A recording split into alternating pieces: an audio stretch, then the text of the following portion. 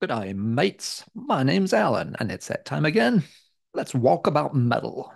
If you're wondering what's up with the Australian theme, well, that's kind of the topic for tonight. A few weeks ago, over on the Heavy Metallurgy live stream, Marty and myself and Jeff from Medicent Media did a topic on Australian heavy metal bands. Covered everything old, new, and in between. And after that stream, a couple of days later, BVD, Brendan Von Doom, emailed me, got in touch, and as mentioned, he had a bunch of CDRs of just quote unquote kind of old Australian metal stuff and wanted to know if I'd like them. That either duplicate stuff or he's already burned it to a hard drive or something. But it was just like offering to say, hey, would you like to check some of this stuff out? Some of it was by bands I had mentioned on that stream, some older, obscure 80s projects. And so I was like, well, yeah, sure, that'd be awesome. And so Brendan was kind enough to pack it all up and mail it to me. And it was a good chunk of material, like this much material. So it has taken a while for me to work through it all. But when it arrived, I, of course, thanked him quite a bit and promised I'd make a video kind of going through the pile and letting him and others know my thoughts about the stuff he sent. Some of these are bands I knew a little bit. Some of them are ones I've heard of in name only, but never got to check out. And some of them are bands I have never, ever heard of. So kind of a very cool mix of things. There's a good stack of it, and we might as well get right to it. Now, I'm not going to be playing sound clips from any of these. I might work sound clips in from some of them in future videos. As you just saw, there's a big stack of this stuff. If I do sound clips, it'll take forever. Also had problems lately with my CD burner, so getting these converted into MP3s that I can easily access on the computer hasn't been an option for the past few weeks. I think I've got this situation resolved, but it can also take a while to put some of these kinds of CDRs into MP3s. As you want to see, a lot of these are things like demos and live recordings where uh, the program's not going to recognize the song titles or the band or anything. It's not a store-bought CD that it can quickly access all the data for. I'll have to type song titles in manually when I do a lot of these and get them converted to MP3s, which I'll do, but it'll take some time. So yeah, no sound clips tonight. We're just going to go through some of these discs I've played a good number of times. Some of them I only gave, one or two quick spins. So I'm not going to go in terrible depth on a lot of these. Just kind of a good quick overview for a lot of the cool stuff. And again, another big thank you to Brendan for sending all this. This kind of pile of stuff is really fun to dig through where you don't know what it's going to be like. You got to track down some, song titles for these live sets. It's like, what is track number three? Play it a few times, compare it to some of their album and demo lists and figure it out. A lot of fun digging through this for sure. All right. Top of the list, we've got a disc from Armored Angel. This one wasn't labeled at all, but in checking it out, it wasn't hard for me to figure out what it is because this is one of my just personal pet bands. I know them very well. This CDR includes the Stigmartyr EP, the Mysterium EP, and three of the tracks from the Wings of Death demo. So a lot of their kind of late 80s and early 90s really classic stuff. It's great stuff. I've already know this material quite well, and this is exactly what I've done with this material too, is kind of packed it all onto one or two CDRs so that I've got their classic material all in one place. So, yep, when you have this kind of stuff in the pile, you know it's going to be a good pile. All right, let's see. Next up. This is especially cool for me. This was an Armored Angel live set, and I do not have any Armored Angel live recordings. I get the old EPs and most, if not all, of the demos. Maybe there's one I'm missing, but I had never come across any actual live performances in MP3 or CD or audio forms before. I've got a little bit of concert footage on like an old VHS tape, but yeah, this was really cool. And it's nice because these are labeled. This one says 9/12/89. I'm guessing with a lot of these, they are numbered or dated rather in the European way. So this is probably the 9th of December rather than September 12th. Um, can't swear to that, but I think there's a couple of these where the numbers do not make sense. otherwise because the number in the at the end would be like, 20 or something. I'm like, well, there's not a 20th month of the year. So I'm thinking this is December 9th, 89. So 27 minutes. And it's also nice because it tells you they wrote on the disc. And I don't know if this was Brendan or somebody else who wrote this stuff out for him. But in most of these, it says where the recording was done. This was at Seven Hills in Sydney. So yeah, pretty short set by the band. It's got Madame Guillotine, Christian Slaughter. So a lot of the tracks from their 1989, 1990 kind of period before the Stigmata EP came out. Crush Kill Destroy's on here. Interestingly, you've got covers by Venom and Slayer with Schizo and Die by the Sword, respectively. Those covers were never put onto any of their demos or EPs, so in a way, two exclusive cover songs here as well. So yeah, very cool. Let's see. The only one I couldn't identify, track number one, I have not yet figured out. It kind of sounds like it might be a Hellhammer or early Celtic Frost cover. The sound quality is really low on that track. It gets better on track two, but yeah, it's been hard for me to make out what is playing on track one, which is another thing that comes up with these older demos and live things. I mean, these probably sat around on tapes for decades before somebody was able to transfer them into MP3s, and then they had to be burned onto a CD as well. So yeah, they're not always going to have pristine sound quality, but overall, yeah, this is a really fun live set to check out. I just got to play that first track a few more times. I'm hoping eventually it'll click and I'll realize like, oh yeah, it's that particular Hellhammer song or something. Or maybe it's just, yeah, a random song I do not know by the band. But really, really cool to have a live Armored Angel recording for the first time. All right, up next we have a band called SAS. Now, this is one of the few bands we didn't mention on the Australian live stream for Metallurgy. They were in my stack of things to get to, and I just never did. SAS made one album in 87. It's called Warlords. It's one of those kind of fairly well-known collectibles. It's not a super high dollar record, but it shows up on want lists and stuff. It's got like a white and black cover with a helicopter on it, and the band's name is in red lettering, so pretty distinctive cover. And it's pretty decent. I've heard it. It's been a long time, but I remember it being pretty good. It was on my list of things to bring up on the live stream with Jeff, and it was just one of the few titles I didn't get to. Anyway, we've got a live recording here of their Metal for Melbourne performance from 86.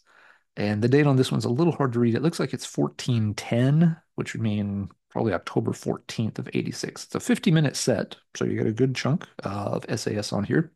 Yeah, this band is pretty heavy. It feels like, they straddled the hard rock heavy metal boundary a little bit, which is fine. They do the style pretty well. Yeah, as I said, I've heard the LP a couple of times. I don't own it, but I've somebody ripped it or burned it for me a long time ago. And it's one of those I play and so like, yeah, this is pretty good. I should spend a little more time with this. Then 4 years go by and I never circled back around to it. So it was really cool to get to check out some more of the SAS material.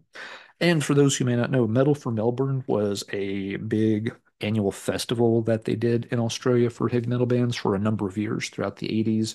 I don't know if it continued into the 90s or not. Somebody with more knowledge of the Australian scene than I have, maybe they can leave a comment below and tell folks the exact years that it ran.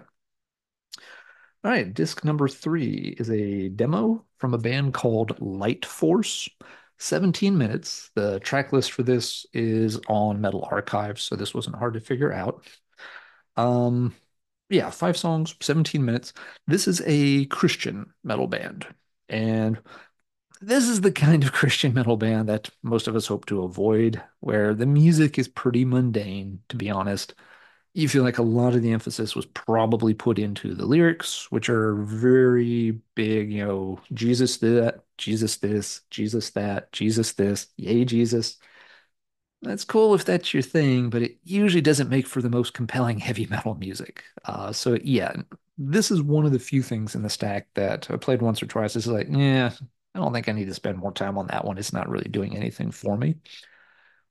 Light Force turns out does have an interesting little footnote in history, though. a couple of the members from this band ended up moving on to be part of Mortification, one of Australia's better known death metal bands with a strong Christian slant to them. So a lot of folks know the Scrolls of the Megaloth album, for example. So yeah, even though this demo's kind of humble beginnings, some of the members went on to, much bigger and better things in the Mortification project. So that's one of the things that's neat about digging through this kind of pile of stuff too. Even a pretty mediocre demo by a band you've never heard of that you might never play again, when you dig into it just a little bit, they still had a connection to the broader overall heavy metal scene. It's kind of cool that, yeah, this band of all things is tied to Mortification.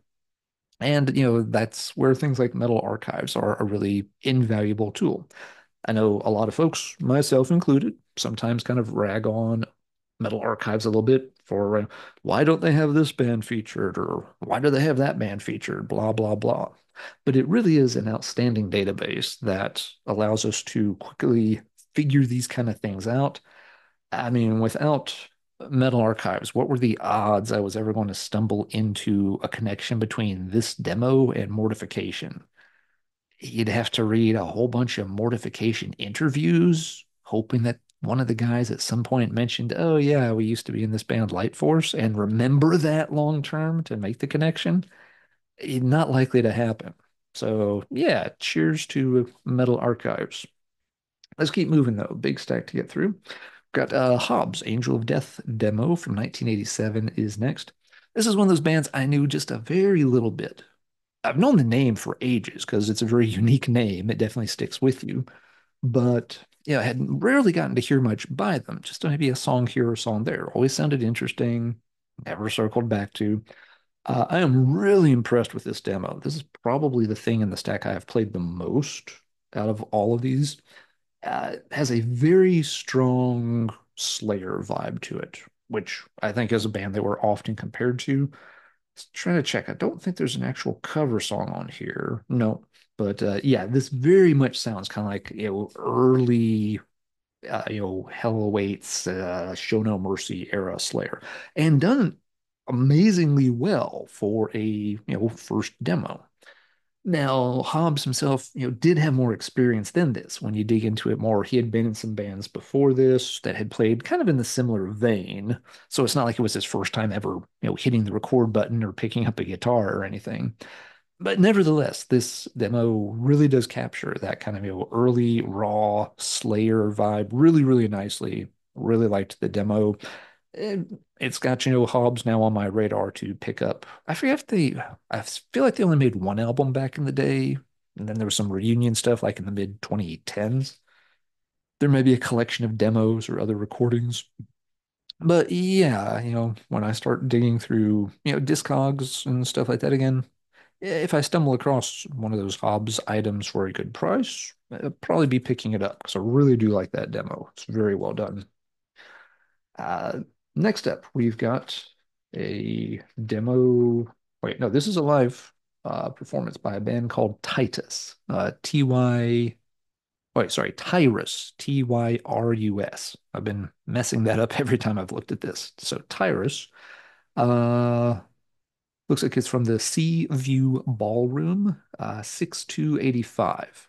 So February 6th, 85, 42-minute live set. This is one of the bands Hobbs was in before Hobbs' Angel of Death. And they play a similar style. Again, going for that kind of early Slayer influence. It's right there. They're wearing the influence on their sleeve. It's maybe a little bit rawer than the Hobbs demo. At the same time, this is a live recording, not a demo, so perhaps that's to be expected. Figured out a lot of the songs off of this. Tyrus made a few, recordings over the years, not a ton. So I was able to work out most of the track list. Uh, there's a Hella Waits cover just in case it wasn't clear where the influences were coming from. But one thing that's interesting too is that when Hobbs left Tyrus, more than a few of those songs did work their way into the Hobbs Angel of Death set lists. And yeah, even one of the tracks from the demo I showed a minute ago, there's a track on here called Liar. This is again just the Hobbs demo from 87. Well, there's a version of Liar in the Tyrus live set from 85, about 2 years earlier than the Hobbs demo. So some of that material kind of migrated with him into that next band. And again, the Tyrus material is pretty good as well. Being the live recording with 1985 live recording sound quality, it sounds a lot rougher, but that may just be the fact that it's a live recording from 1985. All right, up next, we have a band. This one gets mentioned a decent amount among Australia's kind of extreme thrash scene. It's a Slaughter Lord. And again, I've known the name for a long time, never really have dug into them though. Just you can't hear it all. But this is also from the Seaview Ballroom, same venue as the last disc I showed, 47 minutes, recorded 18/4/87. So yeah, this one has to mean April 18th, 1987. It can't be, oh, what's the 18th month? Alan Ember. It's not even worth trying to make a joke out of. So Slaughterlord, another band that's in that, much, faster, aggressive, kind of, really borderline out of control thrash speed type style. Like this one too, I had more trouble picking out songs on this one. Slaughterlord didn't record a lot of material. They had a few demos and they have been compiled before. I assumed they had more stuff just based on reputation because they always seem to have good word of mouth when the name happens to come up. But yeah, it turned out they don't have a lot of stuff. So this one, I'm going to spin it a few more times and see if I can fill in some more of these song titles. But it definitely features Destructor and Die by Power. That's two of the 8 tracks that are on here. The others, again, you're trying to hear what the guy is shouting over the crowd noise and the random background noise. So not always easy to make out. And maybe if I sit down with some of the songs open on YouTube, I can start to match them up a little bit, which is something I should mention. I've noticed a couple of these live sets that I'm talking about tonight do have footage on YouTube with the date in the same venue. So some of these you can dial up and watch on YouTube as well. But yeah, Slaughterlord also pretty good, is sticking in that kind of same general style as the Hobbs and Tyrus material. All right, up next, we've got several discs by the same band. This is a band called Blackjack. It's one that we talked about on the stream. Aaron, over on the Metal Theologian channel, has featured this record. He has the original EP the band released called Five Pieces of Eight. I do not have the original EP. I've had a, just MP3 copy of it for a long time. It was one of those I'd always heard about, even back in the 90s. I've just never tracked it down. When I heard the MP3s, I was kind of like, that's kind of okay. It's kind of weird. It didn't fully click, and I just moved on with my life. Um, Having revisited it just here in the past, uh, when did Aaron do that video? Feels like it's definitely been less than a year ago. It's a decent EP. It's very eclectic. It almost feels like every song's in a different style. Like there's one kind of very bad throwaway radio track. And that song probably soured me on it the first time I heard the EP. But then there's one like kind of really slow doomy track. And then there's one track that's got more of the Iron Maiden gallop going to it. So it's a weird, set of songs. It's like they didn't really have a direction. They just wanted to play lots of heavy music. It reminds me a little bit of the Thunder Steel EP by the Swedish band Detest, because they also had songs that were very different from one another. They had one epic power metal song right next to like one thrash metal song. Just a weird composition. But anyway, this first disc is the Five Pieces of Eight EP from Blackjack, which again, I've had that one before. Interesting recording. Then the next disc is a demo from Blackjack. Now, this one says Animal in 1985, making it sound like the title of the demo is Animal. Looking this one up on Metal Archives, the info is different. It gives in some places, Metal Archives and/or Wikipedia has a 1983 date for the demo tracks. And none of these tracks showed up on the Five Pieces of Eight EP, or if they did, they were retitled and heavily reworked because I don't recognize any of these 5 songs as being included at all on the EP. This one, again, the songs feel kind of varied, little different styles here and there. Feels like overall it's maybe a little bit more up tempo and a little more rocking than the stuff on the EP. So I wouldn't say it's better or worse. It's just kind of different, but really interesting. I'd never heard any of the Blackjack demo material before. But wait, there is more Blackjack. This disc says mini album, final mix, and not so final mix. So it has, once again, the 5 pieces of 8 demo, or sorry, the 5 pieces of 8 EP for starters. But then it has a lot of what sound like, yeah, demo recordings. In terms of being the not so final mix, it's not like it's just the same 6 songs repeated in a different, production or a different mix. There's a lot of versions. There's one, two, three, four. There's at least 4 other takes of the song Wizard, for example. One of them has really, really good, loud, clear sound quality. It sounds really bright, very energetic compared to the others. I don't know where that one's coming from. So, and there's a few tracks in here, and some of them again are just like, there's like an instrumental that may or may not match up with one of the instrumentals from the EP. I haven't quite pieced it together because the track list on this one's a little jumbled up. I've had to make some notes here to try to sort it out. But yeah, kind of crazy that they did in this stack include a what seemed to be a bunch of rough mixes from this very obscure EP from this very obscure band. Been really cool checking those out. Oh, what's up next?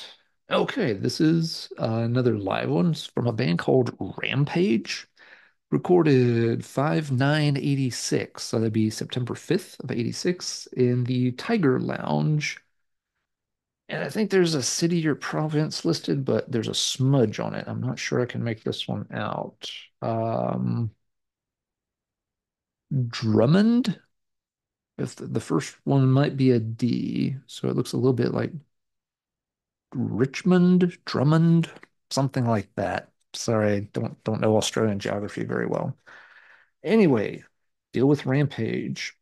This one is again, some of the songs are a little different on this one. The first track on it, which I have not figured out the title of, it's thrashy, but has kind of a dark, very almost kind of doom tinge to it. It reminds me a lot of the kind of stuff you would hear out of the early and mid 80s Chicago heavy metal scene. Bands like Trouble, for instance, but also like Enforcer or War Cry or Battalion. Bands that, had a very powerful sound, leaned a little bit towards thrash, but had a much heavier, again, almost kind of doomy vibe worked into the music too. So interesting for a song, but then some of the other songs feel like they do just lean into the straightforward thrash vein a bit more and don't have that same kind of atmosphere. There's a cover of Metallica's Whiplash, if you need some context from where the band was probably coming from and drawing their influences. This band had some demo tracks, and at least, let's see, 3 of the tracks in this live set are from the demo that they had in 86. And one of the songs is from an album they released in 88. I've never come across this album. It's got kind of a distinctive orange cover with somebody wearing like, the big radiation hood standing really close to the camera. I'm blanking on the title of it right now, but it's something like In Mourning. So there's kind of an interesting play that the person wearing the radiation hood, it could also be more like sort of like the funeral veil, mourner's garb for like a widow would wear or something. It's listed on Metal Archives as being like progressive tech thrash or progressive thrash. Don't really get the progressive vibe from this so much. Maybe on 1 or 2 tracks, there's a little bit of it. The song titles do kind of give you an idea, though, that this is not meant to be more of the really rabid kind of thrash, like some of the discs I showed earlier. You got tracks like Divine Oracle and Benevolent Approach. That's going to be a slightly different flavor of thrash from something called Hell Awaits or Show No Mercy. It just is. But this one's been pretty good too. And to be clear, they do have some songs that do have a little more aggression to them. The demo from 86 is called Acid Storm, and they have a song on here called Acid Storm, and it rips pretty good. So yeah, the Rampage disc is an interesting one. A band I had knew nothing about. I have no idea how hard that LP is to find. Just want to keep in the back of my mind. The cover's pretty distinct. If I stumble across it for a decent price sometime, yeah, I'm willing to give that a chance. Rampage doesn't look like it lasted too long, but there is an interesting footnote with them as well. When they broke up, I believe it's the vocalist, one of the members, became born again, found Jesus, did that. The other members ended up migrating into Hobbs Angel of Death and played a role in that project. So once again, how would I have possibly have known that without the help of metal archives or having to dig extremely deep into, some niche source of information and on Australian metal lineups and who was in what band and such. So again, thumbs up to metal archives. But yeah, the Rampage pretty cool. I'll be interested. Someday I'll dial up that LP on YouTube. Just have not had time to lately. As you can see, I've had a lot of listening to do. All right, moving on. We've got a live set from Mortal Sin, one of the better known thrash projects from Australia. This one, had some international distribution. This one is 41 minutes, recorded 3/5/89, so May 3rd, 1989, in, I think it's Barton, the Barton Theatre in Adelaide. So interesting one. Yeah, I've heard some Mortal Sin material here and there. Good thrash. Vocalist, has kind of, a good evil sneer to it for sure. In this live recording, when he's talking to the audience in between some tracks, he mentions Metallica coming to Australia. He's just like, yeah, I think it's, long, it's finally time. Metallica came to Australia. What do y'all think? Everyone's cheering. So I was like, yeah, I think it's long fucking overdue. I'm wondering, was Mortal Sin opening for Metallica in 89? Maybe. I don't know. That can probably be figured out by someone. I have not delved into like old Metallica tour dates or anything to see if there's a connection there. So yeah, maybe he's doing it as a way to like go, hey, cool, Metallica's going to play after we're done. It's also possible that, there was just an announcement that Metallica was coming soon, and he's just, bantering with the crowd about an upcoming Metallica show. I don't know for sure. If you know, by all means, please leave a comment below. Let folks know about it or where they can look it up. All right, we're getting closer to the end of the stack here. We still have a couple, though. This next one jumps forward in time quite a bit. This is from a band called Harlot.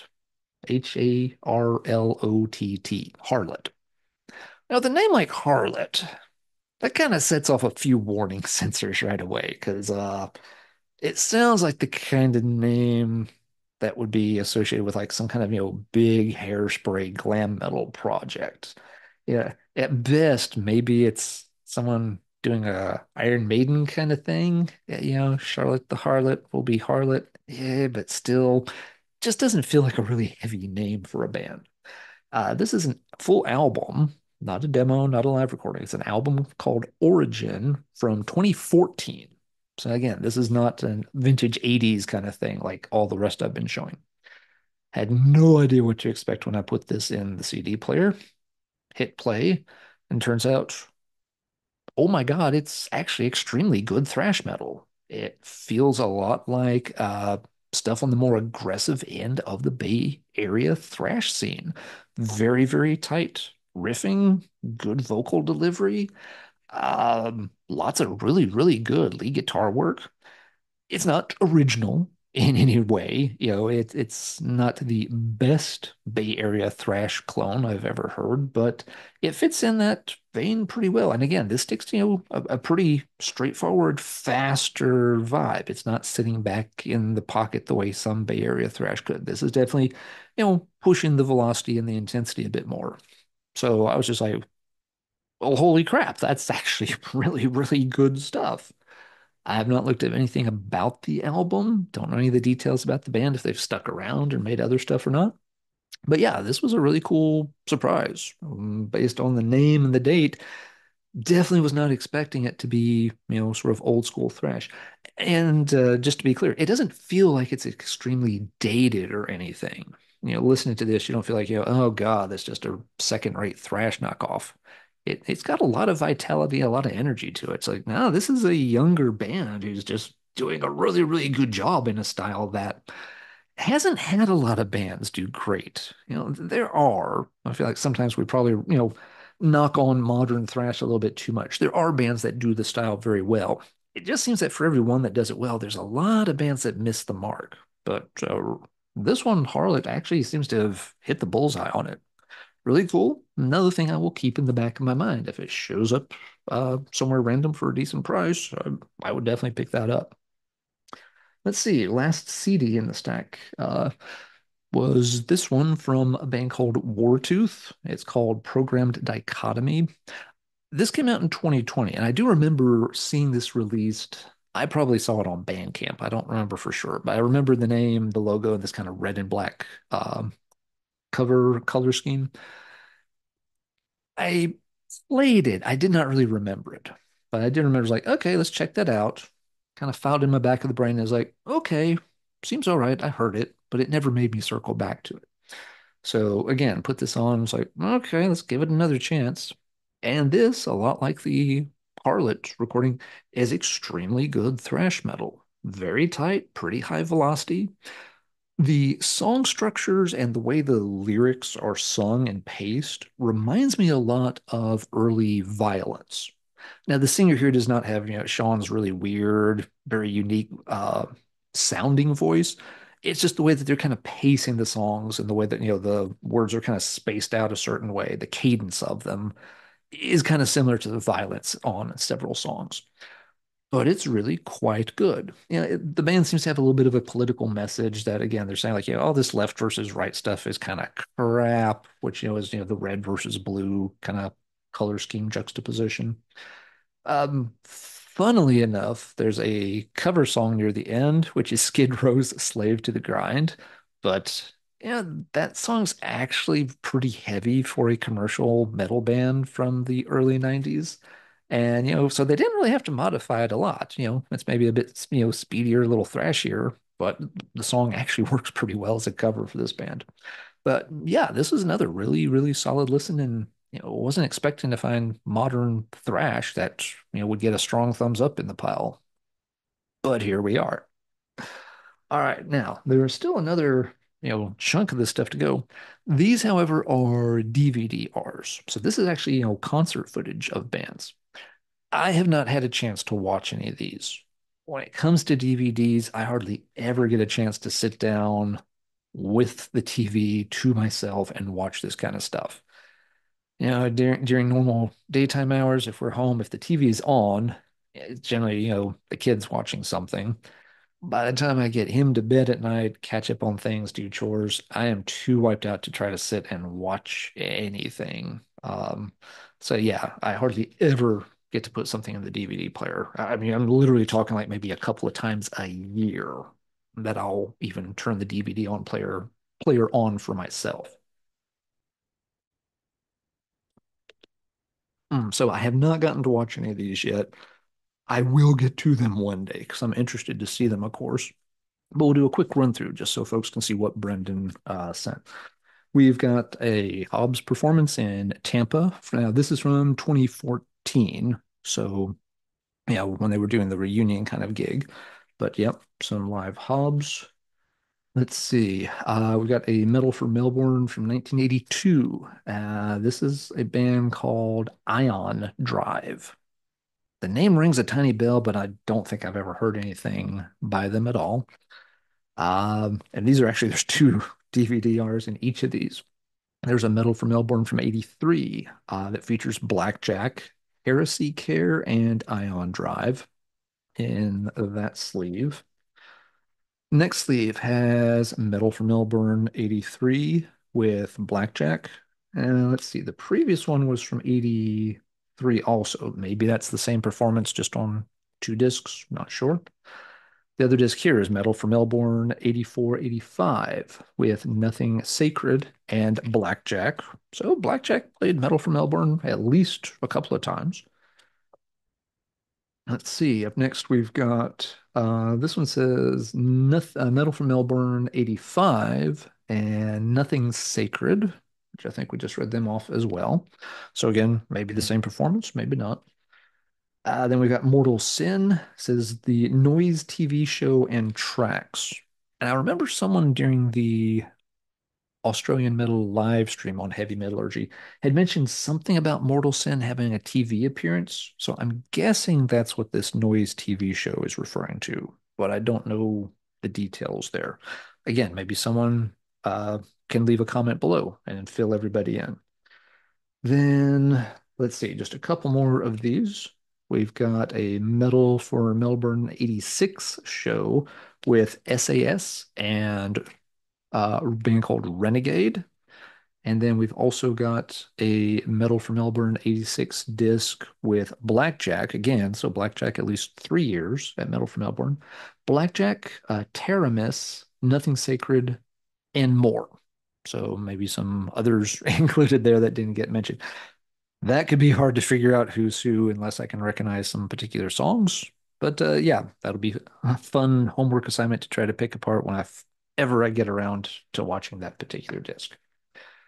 So yeah, that's it. And you can probably see between this pile of stuff, which again was very, very kind of Brendan to send, but between this, working through everything for the creator deep dive we recently did with Jurgen over on Heavy Metallurgy, and then working through the Riot discography for the deep dive we recently did with Sue on that, yeah, I have not had a lot of time to do many side quests. So when people have been recommending I listen to certain things or check out certain things or follow up on certain things, it's only so much time I can spend listening on any given day. We've had what, 15 Creator albums, 14 Riot albums, and all of this Australian metal stuff. My plate's been pretty full lately. It's another reason I've had no impetus whatsoever to go record shopping lately. I've, maybe bought just, I doubt I've bought in 5 albums in the past month and a half. And that is perfectly okay. I don't need any more right now. But that is the bottom of the stack. So let's wrap this up and now let's talk metal in the comments down below. If you have any thoughts or information about any of these bands, any of these live performances, by all means, let folks know. Remember that YouTube comments don't like having links included. As I mentioned, some of these shows do have footage on YouTube. If you know about that, please let folks know down below, but don't cut and paste a link into your comment because YouTube will probably reject the comment. They really, really don't like you putting links in your comments. Just one of those weird YouTube kind of things. But you can say like, hey, that SAS show is definitely on YouTube. Just type this in and it'll pop to the top of the list of things. So yeah, been really cool checking a lot of this out. Hope you've enjoyed it. And again, somewhere down the road, I'll probably get some sound clips of these spliced together and give other folks a chance to check out some of this cool stuff that Brendan sent me as well. But for now, we got to wrap this up. So until next time, everybody take care. And as always, keep banging your head, even if you have to bang it counterclockwise because it's an Australian joke. You know where this is going. It's too late for that. Let's just call this a night.